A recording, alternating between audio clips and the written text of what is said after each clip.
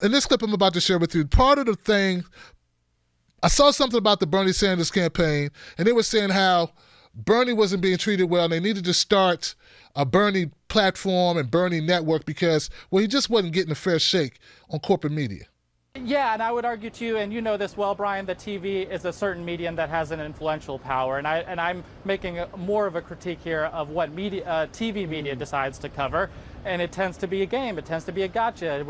I appreciate that Donald Trump's tweets are important, and we'll have a conversation about that, but it also belies a conversation that he doesn't want to have, and I think that that's what I think me, Bernie Sanders, a lot of us feel gets obfuscated is that the things that affect real Americans' lives. Right, many viewers agree with you. This shiny object, the sensationalism, it's a problem. You know, the question is whether it's, I think, effective for you all to call it out. Maybe it is. Yeah, we weren't getting a fair shake. And they said one of the reasons was, and I think it was Faiz Shakir, he said was because, well, Bernie's, they something like Bernie's boring. Or Bernie's not exciting enough for them. That's why MSNBC doesn't like Bernie coming on, because he's not exciting, you know. He doesn't give him a soundbite, you know. He's always talking substance. Well, here goes the video of Bernie Sanders talking substance again. Warren, the winner, it does seem like this debate in the Democratic Party running for president now centers around all of the issues that you brought to the table in 2016. Well, Joe, I mean, thank you very much. I take that as a compliment. And I think what that suggests is that the ideas that I have been talking about are the ideas and the needs of the working class and middle class of this country. When you lay out to the American people the fact that over the last 30 years, the top 1%, Joe, have seen a $21 trillion increase in their wealth, while the bottom 50% have actually seen a $900 billion decline, people understand it doesn't make sense. And people understand there's something really wrong, that we are the only major country on earth not to guarantee health care to all people as a human right, that we pay by far the highest prices in the world for prescription drugs, that after we bailed out Wall Street 10, 11 years ago, they continue to rip us off. People do want a government not controlled by wealthy campaign contributors, but a government that represents all of the people and an economy that works for them, not just the 1%. I think people are catching on that is where we have to go. And Donald Trump, of course, when he campaigned in 2016, actually talked about how the rich were getting richer, the poor was getting poorer. At the end of the campaign, he talked about how the system was rigged against working class Americans. And he had a lot of working class Americans who used to vote Democratic in Youngstown, Ohio, in Macomb County, in Kenosha, in Racine, Wisconsin, got them on his side. How do the Democrats win those working class union members back in 2020? Well, that is a great question, Joe, and I think the future of America depends upon us coming up with that answer. And I think the first thing that I hope many of the people who voted for Trump understand is that he is a pathological liar. And it gives me no pleasure to say that, but that's what he is. He says anything that comes to his mind that he thinks will get votes, but he has no intention of carrying through on his promises. You will remember, of course, that he promised the people of Michigan and Wisconsin, Pennsylvania, the people of the country. He said, I am going to guarantee health care to everybody. Remember that, Joe? To everybody. And then he works overtime. And then he works as hard as he can to actually try to repeal Obamacare and throw 32 million people off of the health insurance that they have. Trump said, I am going to come up with a tax plan that is not going to benefit billionaires like myself. We're not going to benefit the rich. It's going to be for the working class. 83% of the benefits of his plan go to the top 1%. He said, and I know you remember this, he said, Donald Trump, I'm a different type of Republican. I'm not Mitch McConnell. I'm not Paul Ryan. I'm not going to try to cut Medicare, Medicaid, and Social Security. Take a look at his budgets. He proposed massive cuts to Medicaid, Medicare, and in fact, to Social Security. All right. So The fact of the matter is that Bernie Sanders is not going to be that exciting when he is on these programs because, well, the truth is not that exciting. It is what it is. We need to just focus on the issues that matter and not a bunch of sound bites. And that's what the media is all about. See, that's why I say, guys, they love Trump. Don't ever listen to them tell you that Trump is the worst thing for the country. Now, it's the worst thing in the country for you and me. It's the worst thing in the country if you are a person trying to come here from Guatemala. Trump's the worst thing for you if you are in one of those states or one of those conservative judges got elected, right? Someone told me to point that out. That's what was going on while we were talking about these debates. But I can't talk about everything at one time. You guys got to send me stuff. But I'm saying we need to bear in mind that's what's happening. But he's doing exactly what a Republican would do in office, which would be appointing a bunch of conservative judges. That's what happens. But we need to know that Bernie's the real deal. That's why he's talking about real issues. That's never going to change. But here's the other thing. When I was listening to Bernie right there, I was thinking, see, these Democrats, they're under this belief that America's going to go back to something. Yeah, Trump's not the only one who wants to make America great again and harkens back to this old time. In fact, that statement, America, make America great again, he didn't even make that up. That was like something he grabbed from like Bush and Gore.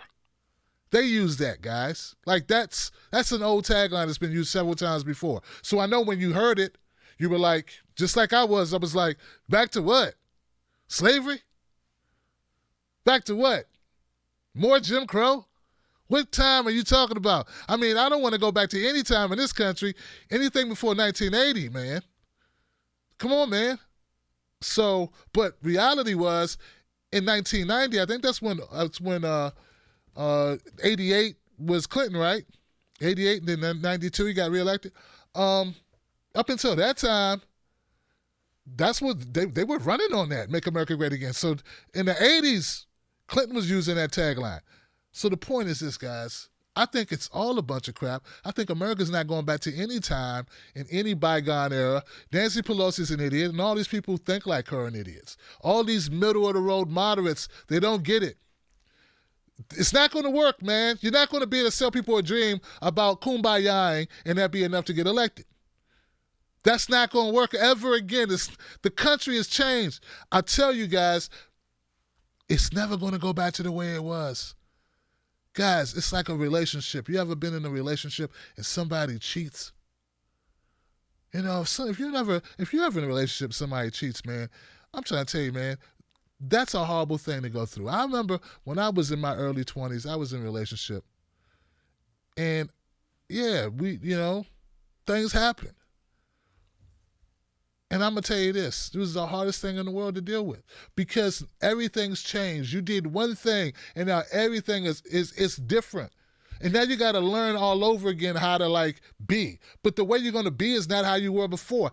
Everything has to change because the relationship has fundamentally changed. The relationship between president and the people has changed now. It changed with Obama.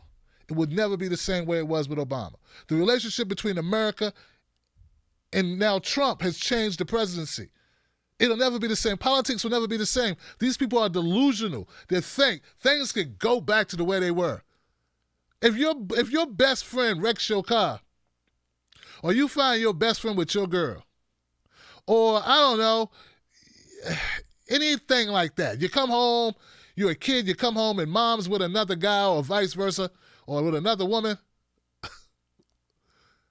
things will never go back to the way they were. They may be okay in a way, but they're never going to be the same. There's going to be life before this thing happened and life after this thing happened. So what we learned is that, as Bernie pointed out, man, Trump sold the American people on he's going to fix the economy, he's going to end these bad trade deals, he's going to go after the corruption. He lied about all of it. I mean, the economy part was already going the right way. He just didn't stop it. He didn't break it.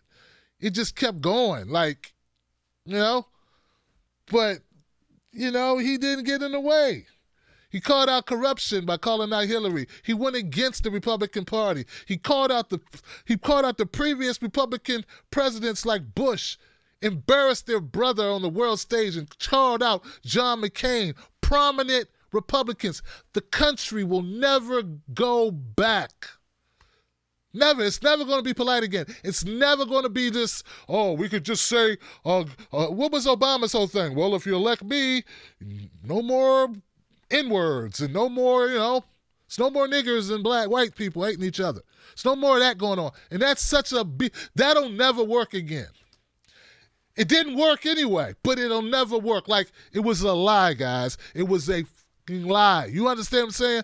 And America's never going to fall for that again. It's never going to work. You're going to have to talk pocketbook and wallets and people's futures and education and money they spend on it. You're going to have to talk corruption and anti-corruption. You're going to have to talk economics. You're going to have to talk healthcare. You're going to have to talk things that impact regular people. You're not going to be able to just talk lofty ideas. That's not going to get it done. I'm telling you, I'm begging you.